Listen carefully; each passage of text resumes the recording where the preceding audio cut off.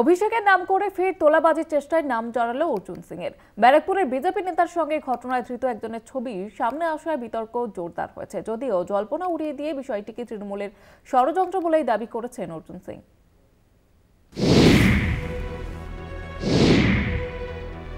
অভিষেক বন্দ্যোপাধ্যায়ের নাম করে কালনার পুরপ্রধানের কাছ থেকে টাকা চাওয়ার অভিযোগে ইতিমধ্যেই 3 যুবককে গ্রেপ্তার করেছে পুলিশ।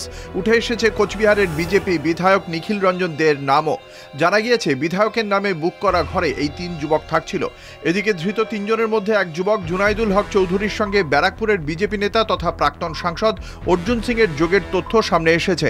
জুনাইদুলের সঙ্গে অর্জুনের একটি ছবি সামনে আসায় ঘটনায় অর্জুন সিং এর যোগের জল্পনাও উঠেছে।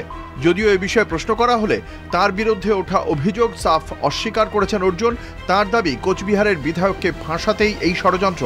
তবে নিখিল রঞ্জনকে ব্যক্তিগতভাবে তিনি চেনেন না বলেই জানিয়েছেন অর্জুন। আমি কাকে বলেছিলাম এটাই তো জানতে চাইছি। আমি কাকে বলেছিলাম? আমার কথায় যদি মমতা ব্যানার্জির সরকার এমএলএ হোস্টেল বুক করে দেয় তো আমার জন্য তো বড় ব্যাপার। অভিষেক ব্যানার্জি নামে তোলা তুলছে, তো অভিষেক ব্যানার্জি তার সঙ্গে আমার ছবি আছে। আমি নিখিল রঞ্জন দেখেই চিনি না, তা আমি আবার কাকে বলবো? এ একটা তৃণমূল কংগ্রেসের কালকাটা পুলিশের কমিশনার মনোজ বর্মা আছে তো, ওর একটা নতুন চক্রান্ত। এমএলএ হোস্টেলের ঘরে বসে তোলাবাজির হুমকি, তাও আবার সাংসদের নাম করে হুমকি। ঘটনা নিয়ে তদন্তে পুলিশ প্রশাসন, ফলে একের পর এক তথ্য সামনে আসছে। কলকাতা টিভি।